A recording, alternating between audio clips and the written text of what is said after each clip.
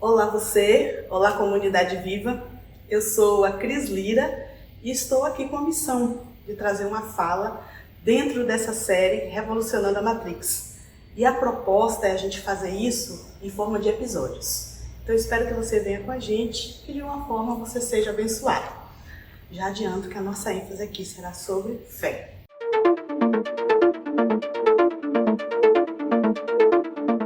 Bom, eu pessoalmente gostei bastante da proposta dessa série, desse tema, logo porque eu gosto muito desse filme, Foi um filme que marcou muito a minha geração. Eu não sei se você sabe, mas algumas pessoas acreditam em Matrix, assim, tem Matrix como uma forma de uma religião, acreditam literalmente que realmente existe aí essa inteligência artificial, máquinas dominando os seres humanos, que essa realidade que a gente vive seria uma realidade ilusória. Eu pessoalmente acredito em Matrix como uma analogia à vida que temos. Que existe uma dimensão que a gente não consegue ver ou tocar, mas que ela é tão real como essa dimensão que a gente vive. O que a Bíblia vai chamar então de mundo espiritual. Tem um texto na Bíblia registrado em João 20 que para mim assim, é mais intrigante até mesmo do que o filme Matrix. É aquela cena que Jesus, depois de ressuscitado, ele tem um encontro ali com os discípulos, mas os discípulos eles estão em uma casa, em um ambiente que a Bíblia faz questão de registrar que eles estavam ali de portas trancadas. E Jesus simplesmente aparece entre eles. E alguém pode pensar, ele era um espírito, então por isso ele passou pelas paredes. Mas naquela mesma situação, Jesus faz questão de mostrar as suas mãos, as suas chagas, as suas feridas e pedir para que os discípulos tocassem, inclusive Tomé, mostrando que ele era concreto, que ele era real. O L. Hendricks, analisando esse mesmo episódio, esse mesmo texto, ele vai fazer uma alusão a um pensamento, a uma ideia do C.S. Lewis, que ele traz em seu livro O Grande Abismo. E esse livro, na verdade, ele traz uma história, uma ficção, que o Lewis chama de fantasia. Ele cria uma história e nessa história ele traz uma desconstrução de tudo que a gente entende sobre o mundo espiritual. Porque geralmente quando a gente pensa em mundo espiritual, a gente imagina os seres sendo como fantasmas. Então, por isso, facilmente eles atravessam a parede. Na história criada ali por Lewis, os personagens, alguns seres humanos, eles têm a oportunidade de visitar, de ir até essa dimensão espiritual, uma espécie de céu. Só que quando eles chegam lá, eles que são fantasmas, seres humanos são fantasmas, seres humanos que têm a aparência esfumaçada. E, inclusive, quando eles pisam na grama ali, a grama atravessa os pés. Quando ele tenta pegar uma folhinha pequenininha, uma folhinha tão pesada que ele tem dificuldade de levantar. Mostrando que aquele mundo ali, aquela realidade espiritual, ela seria muito mais concreta do que a vida humana. E dentro dessa mesma perspectiva, o Kivitz, ele traz a interpretação desse texto de João 20, e aí ele levanta o questionamento. Não seria Jesus nessa vida ressuscitada, nesse novo corpo glorificado, não seria Jesus o concreto? E na verdade a realidade ali dos discípulos, dos humanos, é que seria esfumaçada, as paredes. Então Jesus atravessa a parede porque ele é o concreto ali. E as paredes que seriam como fumaça. Tudo seria rarefeito, mas o Cristo ali ressuscitado é que seria o concreto, o substancial. É interessante que nesse mesmo texto é quando Jesus vai dizer: bem-aventurado aqueles que não viram e creram. Em outra versão transformadora, felizes aqueles que creram sem ver. E Paulo, então, mais na frente, a gente vê nesse momento Jesus aí sinalizando para a fé, e Paulo lá em 2 Coríntios 5, trabalhando sobre essa questão da vida do corpo, mas a vida que um dia iremos, que um dia alcançaremos, a vida em Cristo. Ele vai dizer no verso 7, que vivemos de fé e não de vista.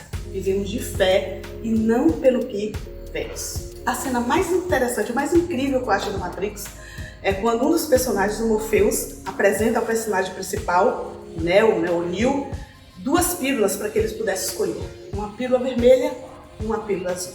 E ele disse que se ele tomasse aquela pílula vermelha, ele iria esquecer de tudo que ele viveu ali até então, dessas novas descobertas.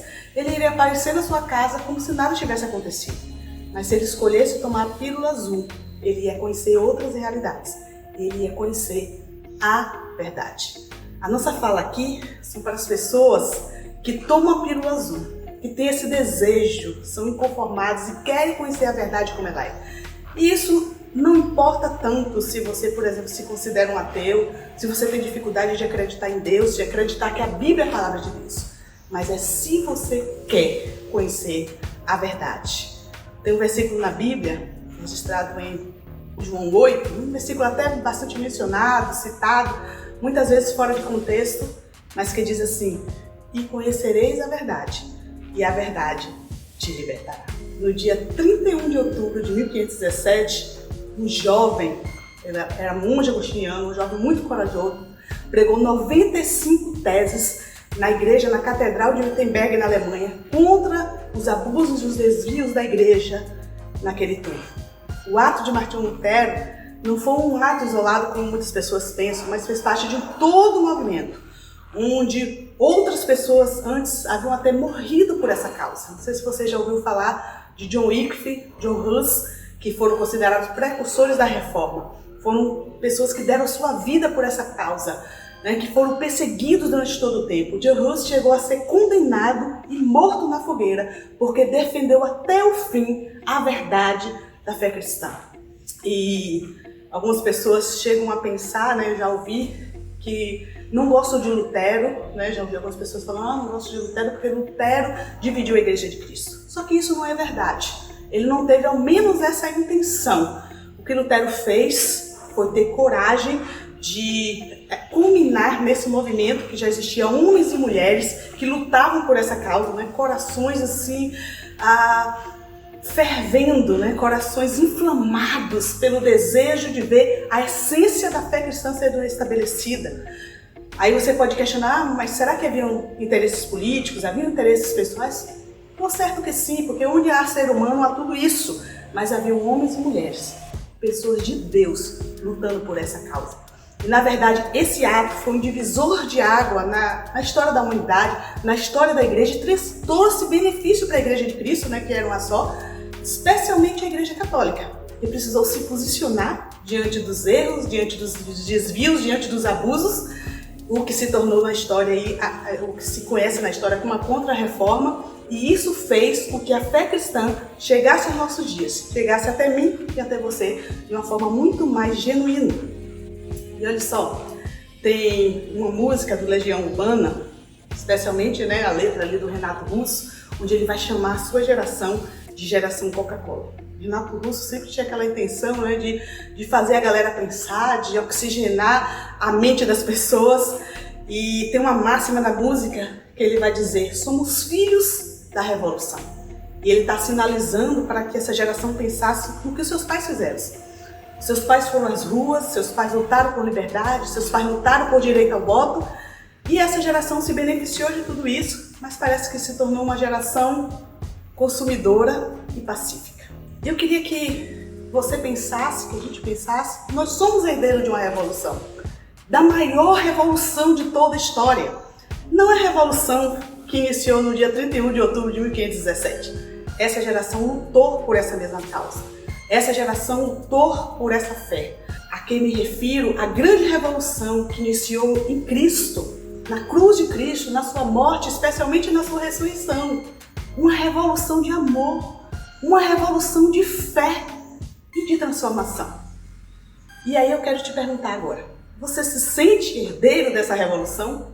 De que forma essa revolução tem impactado a tua vida, a tua existência e a tua história? É sobre isso que vamos continuar falando no próximo episódio. Então, convido você para vir com a gente. Que Deus te abençoe e até a próxima.